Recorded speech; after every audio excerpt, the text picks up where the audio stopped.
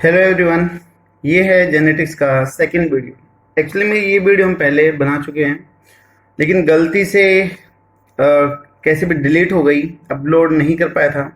तो बहुत सारे बच्चों की डिमांड थी कि सर सेकंड वीडियो मिस हो गया है, तो प्लीज़ दोबारा बनाइएगा एक बार।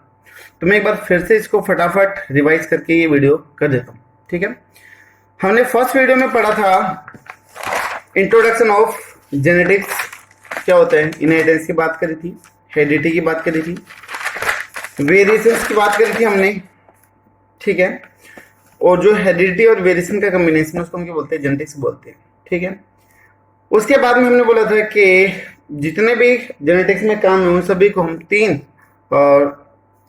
टाइप्स में डिवाइड कर देते हैं according to our comfort. The first one is the pre Mendelism, second one is the Mendelism and the third one is the post Mendelism, ठीक है।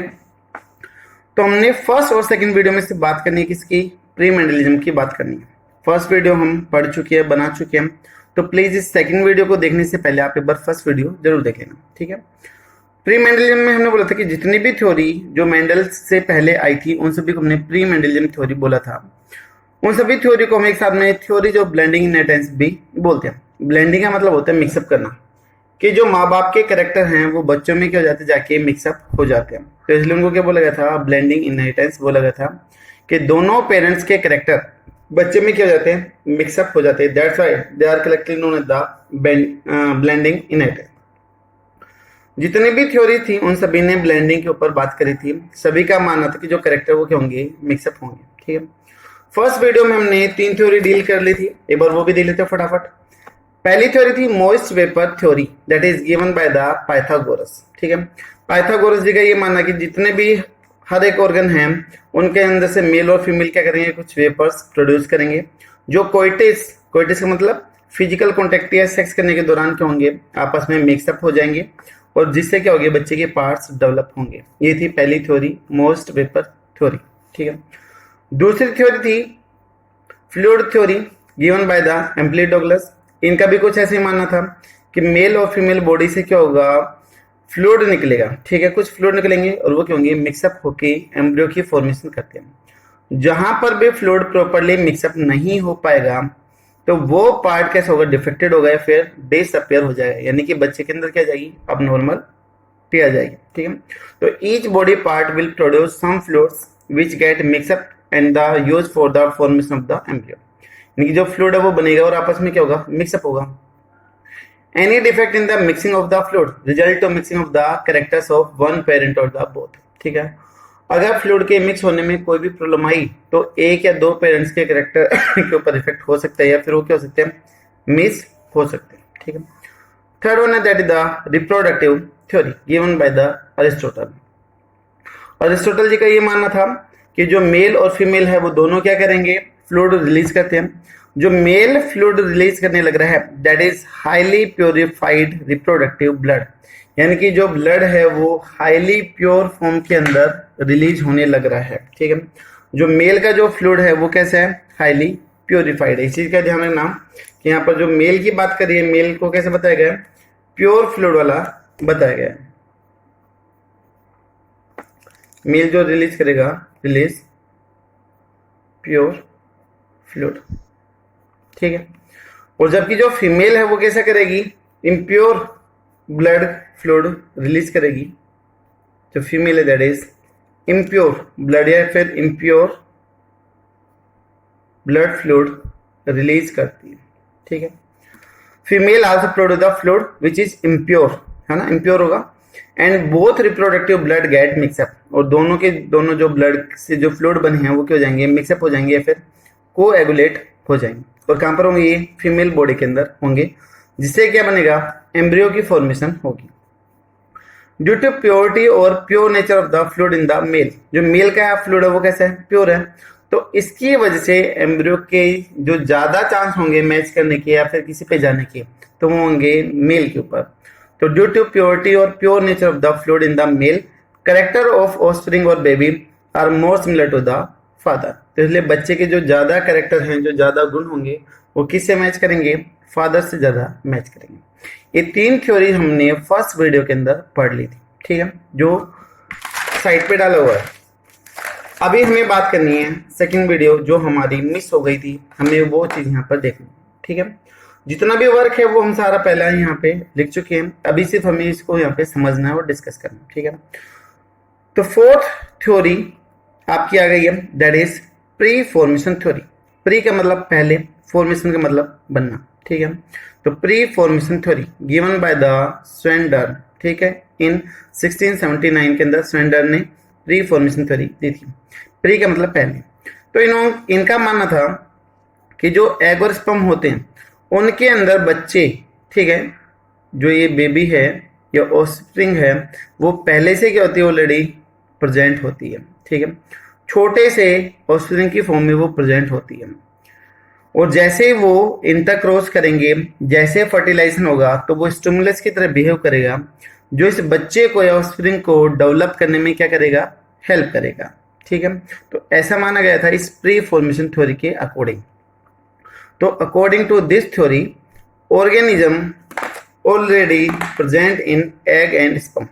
जो ऑर्गेनिज्म है वो ऑलरेडी किस में प्रेजेंट है, एग या स्पर्म में प्रेजेंट है। इन ए मिनिएचर फॉर्म, मिनिएचर का मतलब होता है छोटी फॉर्म या फिर रिड्यूस फॉर्म बोलते हैं। तो मिनिएचर का मतलब आप बोल सकते हो स्मॉल या फिर रिड्यूस्ड, मिनिएचर या फिर रिड्यूस बोलते हो।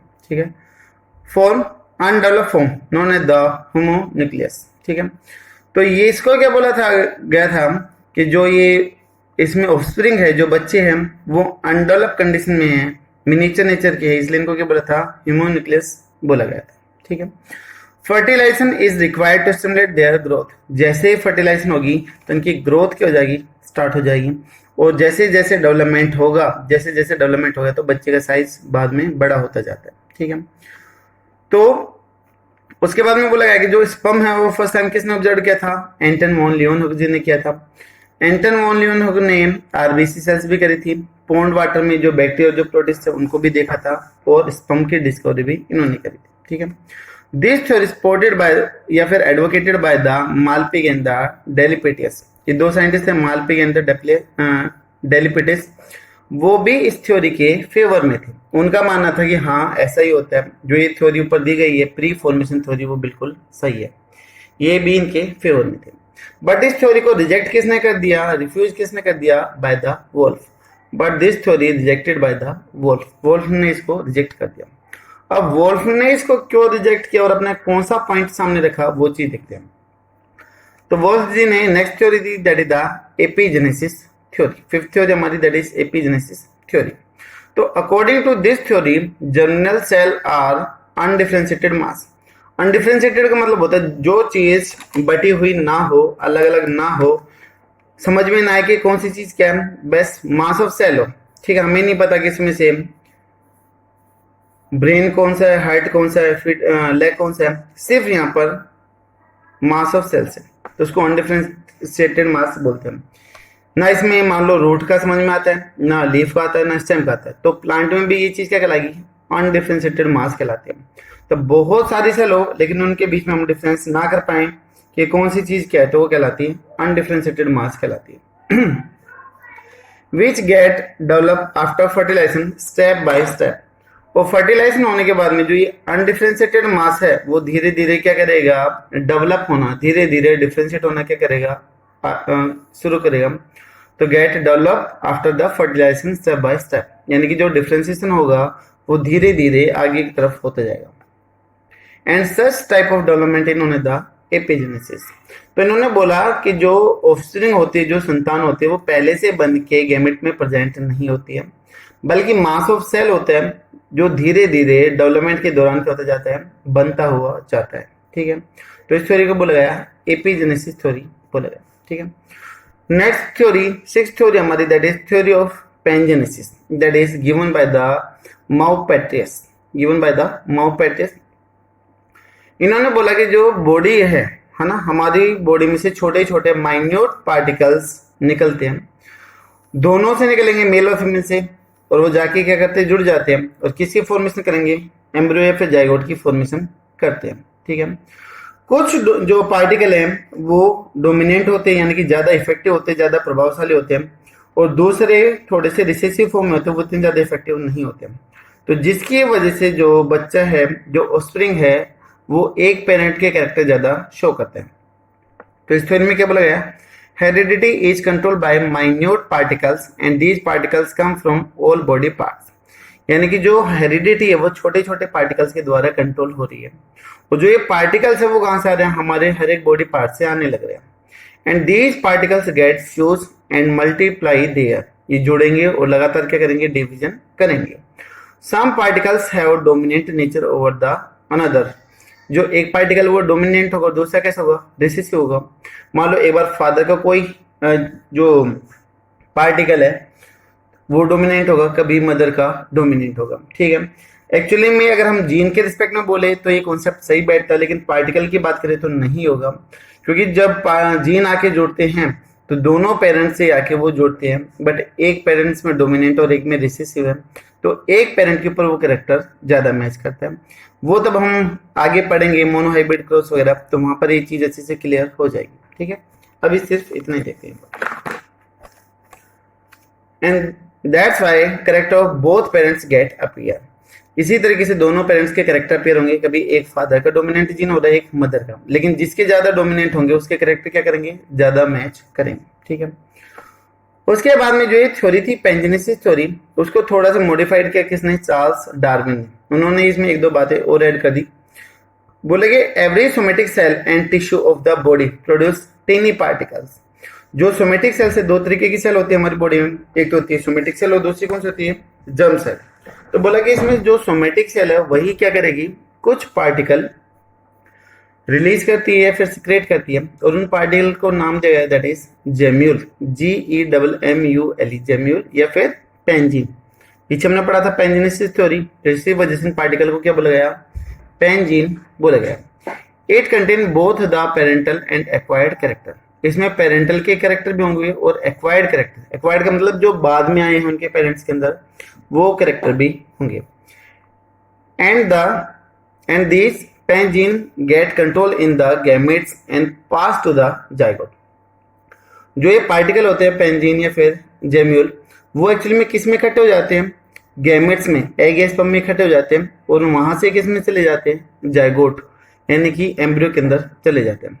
And there these particles guide to form different part of the embryo और ऑफस्प्रिंग, और वहां पर जाके ये उस एम्ब्रियो या ऑफस्प्रिंग के अलग अलग बॉडी पार्ट्स बनाने के लिए क्या होते हैं, रेस्पॉन्सिबल होते हैं, ठीक है।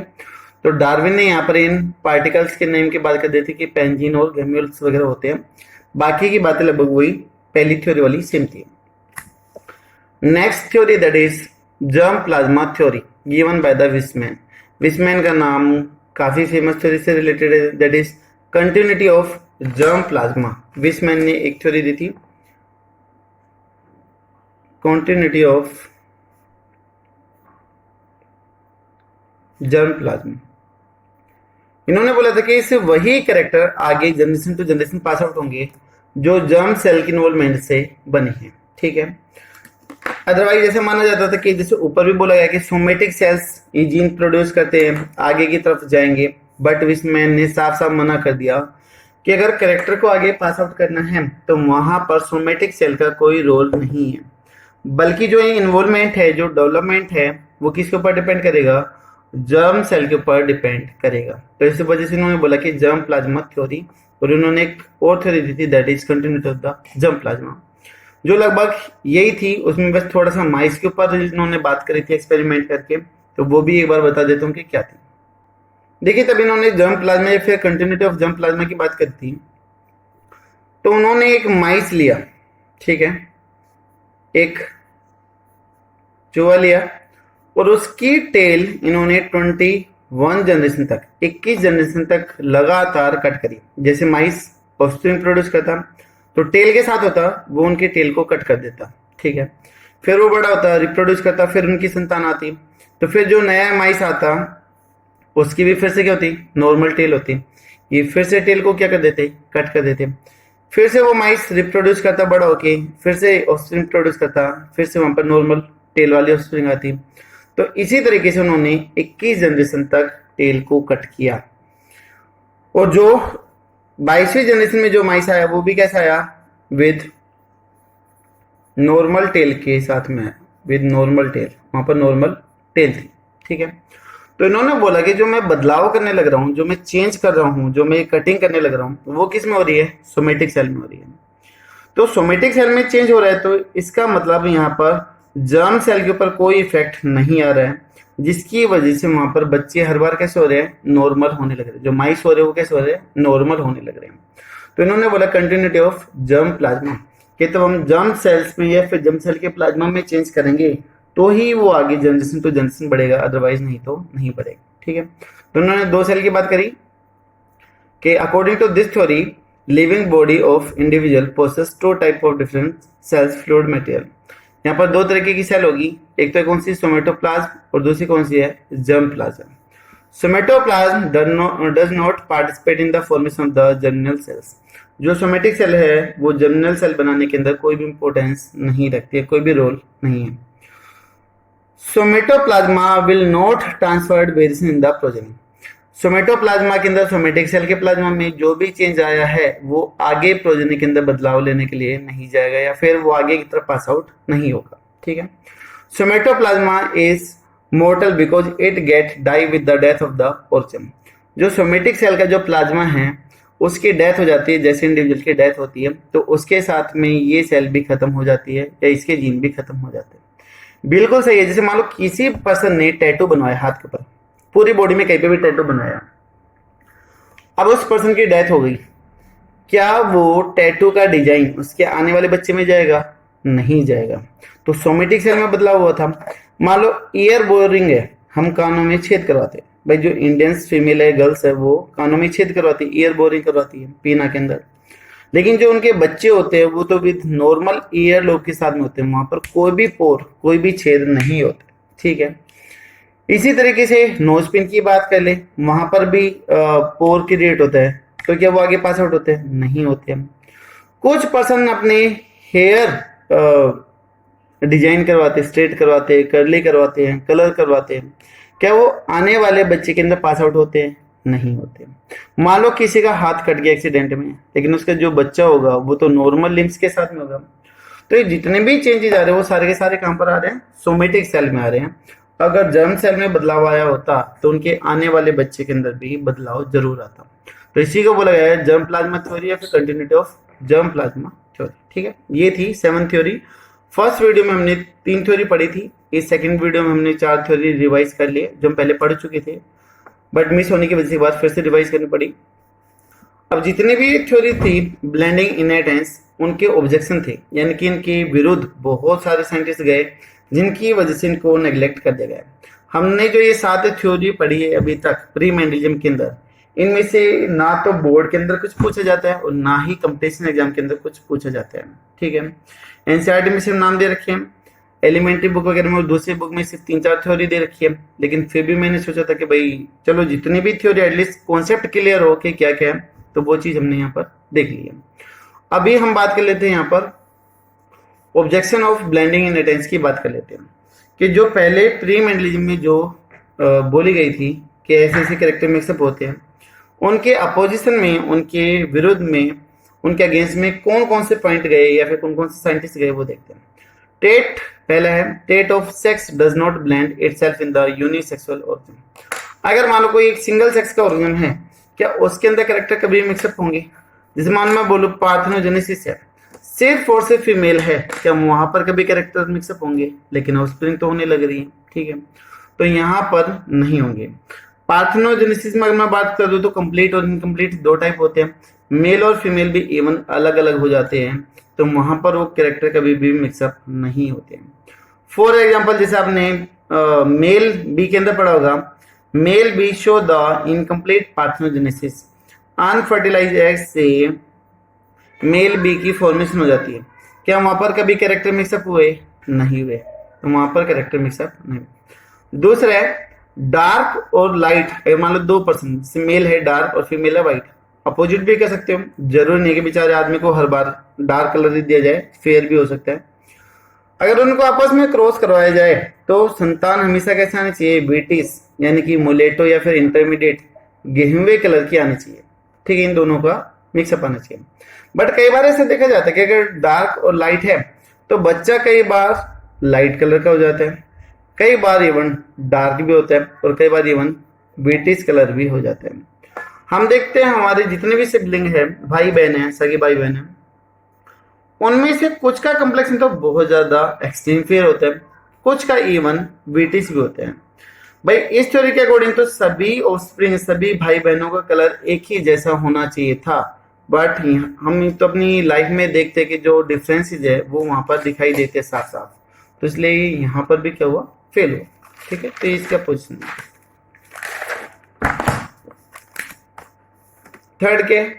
Third objection, many individuals show ancestral character not found in the intermediate parents, that is known as the atavism. अगर कोई ऑफस्प्रिंग अपने पूर्वजों के कैरेक्टर शो कर दे तो उसको हम बोलते हैं एटाविज्म बोलते हैं, जिसे कुछ बच्चों के अंदर टेल दिखाई देती है, छोटी सी हल्की सी पीछे की तरफ टेल दिखाई देती है। क्या उसके माँ बाप में थी? वो नहीं थी, लेकिन फिर भी दिखाई दे रही है। जो उसके पूर्वज थे मंकी या एप वगैरह, उनके कैरेक्टर यहाँ पर दिखाई दे रहे हैं। लेकिन यहाँ पर तो बोला गया था कि माँ बाप के कैरेक्टर अपीयर होंगे बच्चे में मिक्सअप होके, लेकिन पेरेंट्स में तो टेल थी नहीं, लेकिन फिर भी अपीयर हो रही है, तो इसका भी कोई जवाब इनके पास में नहीं था। Fourth point, sometime character of offspring are not similar to their parents but they match with their grandparents. कई बार हम अपनी डेली लाइफ में, अपनी सोसाइटी में भी देखते हैं कि कई बार घर में बच्चा पैदा होता है तो बोलते कि ये मम्मी पापा पे नहीं गया बल्कि अपने दादा दादी पे गया है, ऐसा काफी बार सुनने में मिलता है। तो यहाँ पर बच्चे के अंदर माँ बाप के गुण नहीं आए बल्कि दादा दादी यानी कि ग्रैंड पेरेंट्स के कैरेक्टर आए हैं। तो ब्लेंडिंग ऑफ इनहेरिटेंस यानी कि माँ बाप के कैरेक्टर मिक्सअप होके आएंगे वो नहीं है। ठीक है, तो ये चीज किसको फॉलो करने लग रही है? जो अब हम पढ़ने लग रहे हैं वो फॉलो करने लग रहे हैं किसको? मेंडलिज्म को फॉलो करने लग रही है। कैसे करती है वो आगे पढ़ेंगे, तो हम मोनो हाइब्रिड डाई हाइब्रिड की बात करेंगे। तो उसके बाद में हाइब्रिड प्लांट के ऊपर काम किया किसने? कोली यूटर ने किया। कोली यूटर जी ने किसके ऊपर किया? हाइब्रिड प्लांट के ऊपर काम किया। उन्होंने लगातार सेल पोलिनेशन करवाया। कुछ जनरेशन के बीच तक तो हाइब्रिड प्लांट के कैरेक्टर दिखाई नहीं दिए। ठीक है, एक दो जनरेशन छोड़ के 1 to 2 जनरेशन गैप फिर किसके कैरेक्टर दिखाई दिए? हाइब्रिड प्लांट के कैरेक्टर दिए, फिर इन दोनों प्लांट के कैरेक्टर दिखाई दिए। तो यहाँ पर भी वो चीज क्या हो रही थी? फेल हो गई थी कि हाइब्रिड प्लांट को तब सेल्फ पोलिनेट करवाया गया तो जो पेरेंटल प्लांट थे उनके कैरेक्टर यहाँ पर दिखाई नहीं दिए बल्कि और दूसरे कैरेक्टर वहां पर दिखाई दिए। ठीक है, उसके बाद में जॉन गोस ने एक्सपेरिमेंट किया ग्रीन पी सीड के ऊपर और येलो पी सीड के ऊपर। भाई ब्लेंडिंग थ्योरी के अकॉर्डिंग तो ग्रीन और येलो कलर मिक्सअप होना चाहिए था और जो सीड आना चाहिए था वो कैसा आना चाहिए था? पैरेट कलर का आना चाहिए था, पैरेट कलर आना चाहिए था। बट यहाँ पर तो देखा गया कि जितने भी सीड है वो सारे के सारे कैसे येलो है। तो यहाँ पर तो कैरेक्टर ब्लेंडिंग नहीं हो रही, सिर्फ एक ही पेरेंट्स के ऊपर जाने लग रहे हैं। तो बोला गया है कि यहाँ पर भी कैरेक्टर मिक्सअप नहीं हुए। ठीक है, लास्ट वन नाउडिन ने भी क्या किया? वही रिपीटेड क्रॉस करवाया हाइब्रिड प्लांट्स के ऊपर। कुछ जनरेशन तक कैरेक्टर पेयर नहीं हुए, अलग अलग प्लांट पे करवाया था। ठीक है, तो सभी का मानना था कि इनका कि जो कैरेक्टर है वो मिक्सअप नहीं हो रहे, तो ये इनके ऑब्जेक्शन में गए थे। ठीक है, उसके बाद में थर्ड वीडियो में हमने यहाँ से बात करनी शुरू कर दी थी basic feature of the inheritance, कि अगर इनहेरिटेंस हो रही है तो कौन कौन से 6 बेसिक फीचर होंगे जो गिवन बाय थे कोर्टर, गोस एंड द नाउडिन। इन तीनों ने मिलके 6 बेसिक फीचर बताए थे। अगर इनहेरिटेंस होगा तो ये कंडीशन वहां पर दिखाई देगी। ठीक है, तो यहाँ पर हमारा सेकंड वीडियो कंप्लीट होता है, जो मिस हो गया था उसके लिए सॉरी। मैंने यहाँ पर रिवाइज कर दिया। प्लीज अगर आप लोगों ने नोटबुक बनानी शुरू कर दी हो और आपकी गलती से वहां पर ये वीडियो मिस हो गई हो तो एक्स्ट्रा पेपर के ऊपर आप ये वीडियो है ना, जो आज का वीडियो था फ्रॉम मेन, यहाँ से प्री फॉर्मेशन थ्योरी, यहाँ से सेकंड वीडियो स्टार्ट है। आप ये 1-2 पेपर पे जितना भी काम है सारा का सारा नोट डाउन कर लोगे। 2.5 पेज है, तो वो काम आप नोटबुक में या पेज के ऊपर लिख के प्लीज उस थर्ड वीडियो से पहले अटैच कर देना। ठीक है, क्योंकि वहां पर गैप था जो गलती से रह गया था वो मैंने कर दिया। प्लीज उसके लिए मैं सॉरी फील करता हूँ कि कैसे भी गलती से मिस हुआ तो, लेकिन प्लीज आप इस काम को छोड़े ना।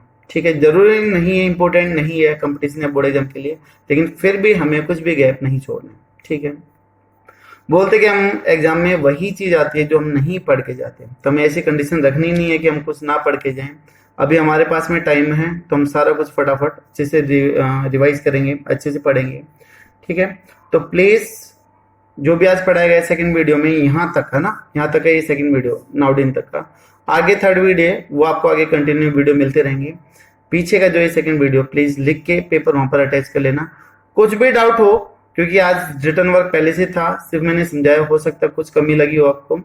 अगर कुछ भी कमी फील हुई हो तो प्लीज आप मेरे को मैसेज कर सकते हो व्हाट्सएप नंबर पर, या फिर कमेंट बॉक्स में जाकर अपने कमेंट अच्छे खराब जो भी हो जाए उन्हें अच्छे करो। इवन जो खराब है आपका जो भी सजेशन है आप वो भी मेंशन कर सकते हो, ताकि उसके ऊपर प्रॉपरली काम किया जाए। ठीक है, थैंक यू सो मच।